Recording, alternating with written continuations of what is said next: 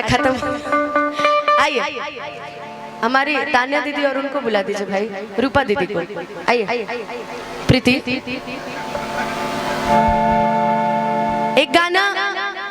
वैसे तो सभी लोग अब हमेशा YouTube ही सबसे पहले शुरुआत भी होती है शुभ की, तो YouTube से ही होती है, तो वो इतना तो गाना लोगों ने सुन ही लिया है कि चीज बाटे खींचा जानी ताकि आगा पीछा रहुए ले जाई है हमारो बाइचा, कौनो शौक बता देख ली जांच के कि हम हाई दीवाना कली कांच के, अरे गाज है पाँच के चल जाए है नाच के। रूपा दीदी अगर आवाज सुन रही है तो मंच पे आ जाइए। और एक और गाना लोगों ने बहुत आशीर्वाद दिया था कि छपरा में छुअनी तो कुछ न भई, कि बागी बलिया से मान हमर खुश न भई, तसगरी से बेसहारा भइले, यही खतियार आइले ये जानते दोबारा। तान्या दीदी डिस्टर्ब होती रहती है आरा का नाम सुन के, पता नहीं क्या दिक्कत है इनको। सासाराम का चलिए उस गाने में सासाराम भी है। आइए एक और सुना देते हैं छोटा छोटा, उसके बाद तो गाना है जी लव यू टू, कि पहले से ज्यादा लगिले चॉकलेटी, सुना तो ये महीना में बनल पापेटी, कि नहीं हर में रहलू तू टिहरी ससुरबा में गोटैलू तलागे सहिए के बेलल रोटी खैलू जा। लेकिन उससे पहले अपना गा लिया जाए। आइए इधर आइए रूपा दीदी, एको गाना गई बड़ा सुंदर। आपको देख के हम कंफ्यूज रहते कि आपको हम देख के बोले क्या, कि एगो से दूरी एगो बाटे मजबूरी, आ सचे कहीं दोनों बाटे जरूरी, कि कैसे कहीं के करा से मन भरेला। लड़किया कहती है कि दोनों जिंदगी में जरूरी है। तान्या दीदी समझ रही होंगी बात की फीलिंग, बात को बुझ रही है ना, कि कैसे कहीं के करा से मन भरेला, कि पिया धरेला तजिया डरेला यार धरेला प्यार करेला,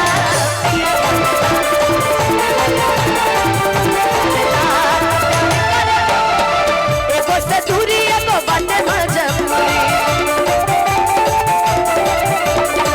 सच कहीं दोनों बाटे जरूरी,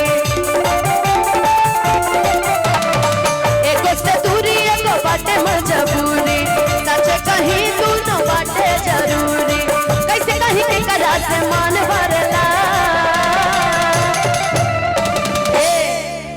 कि पिया धरला तजिया डरला यार धरला तो प्यार करला,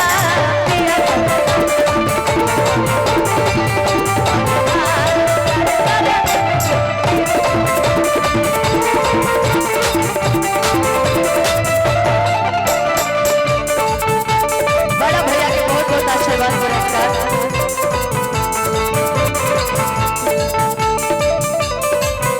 अच्छा आप पहचान तू जान हो हमर जान। ए अजरी चाचा भैया हम ना जान पाने की सही, लेकिन भैया आप बुझा गए कि वाकई असल में दोनों जनी शेर बड़े भाई क्षेत्र के शेर है, और बहुत बहुत आशीर्वाद पुरस्कार शुरू से मिलता है, ऐसा नहीं है। तो चाहेंगे कि एक बार हमारे दोनों भाइयों के लिए एक बार जोरदार ताली बजा दीजिए। वाकई एकदम राम जी जैसे, तो आप वैसे ही लगते हैं क्या जी, कि राम जी जैसे लगते हैं, रावण थोड़ी कहेंगे आपको। सीता जी पता नहीं ढूंढ लीजिए। ए रूपा दीदी रउआ के सीता बना देनी, ठीक है तनी झुमा के, कि पिया धरेला तजिया डरेला यार धरेला।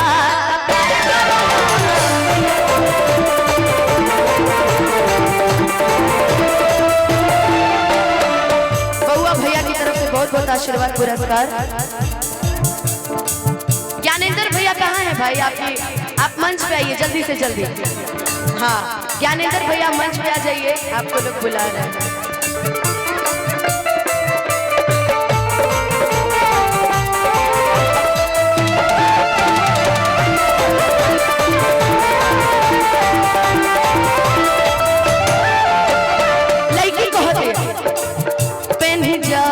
साड़ी टिकुली साटी लाल हो जाल पागल पियावा देखी सिंगार रामा।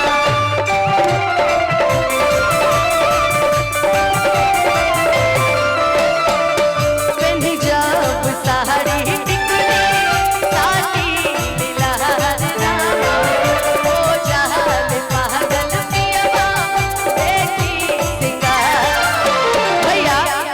लड़की कह दिया कि जब पहनिला हम सूट सलवार, अरे यार हमर लव करेला, आ जब मन करे करे के प्यार, अरे यार तब करेला।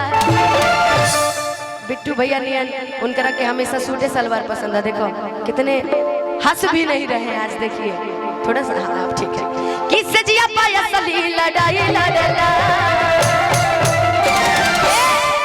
धरला तजिया डरला यार करला प्यार करला।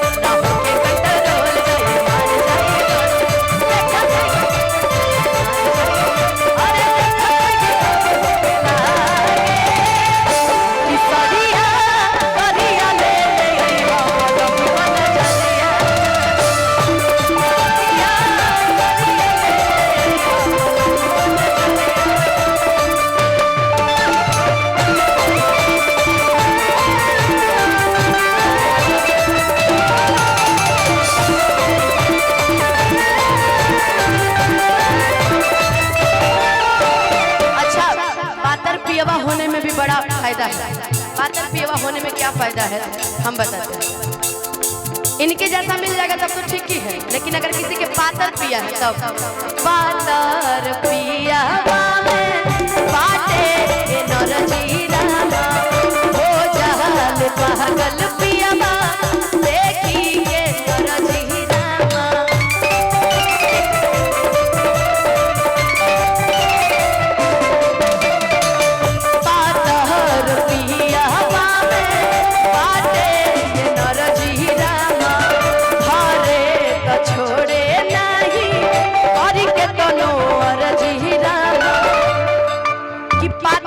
आपके पिया पातर हैं कि मोटे हैं ये बताइए, पूछ लेते हैं। आपके पिया पातर हैं कि मोटे हैं? वहां से बोल रहे मोटे हैं। मोटे नहीं पतले हैं कि थोड़ा सावर थोड़ा थोड़ा तू तो गोरबारा हो। गोलू भैया कि हमरा साथी के मौलत से बेजोर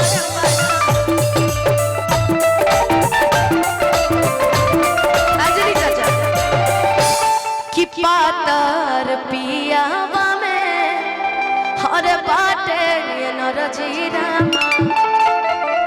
धरे तो छोड़े नहीं करी के तनो अरजी रामा। कि यारवा के रखिले हम दिलावा में पिया के सिन्होरावा में।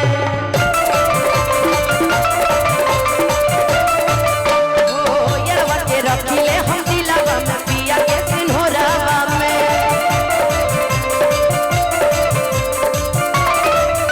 हो जब बच्चन बड़ी तंग करला पिया धरला तजिया डरला यार करला प्यारी करला।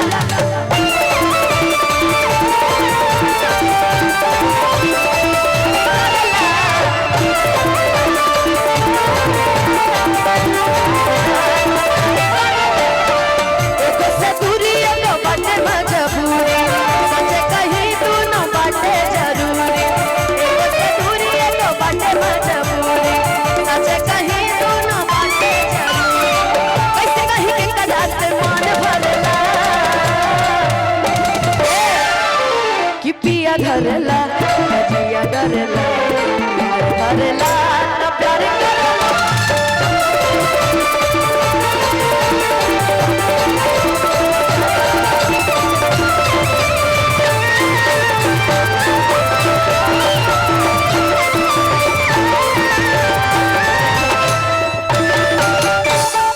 इतना सब घूमत रही कि हम कंफ्यूज रहता नहीं कहनी हम जाए। चाम के एगो आशीर्वाद दे दिए, एगो ताली बजा के रहुए सब आई। एक और की टुकड़ा बाद अगला कलाकार हमारे गोलू भैया।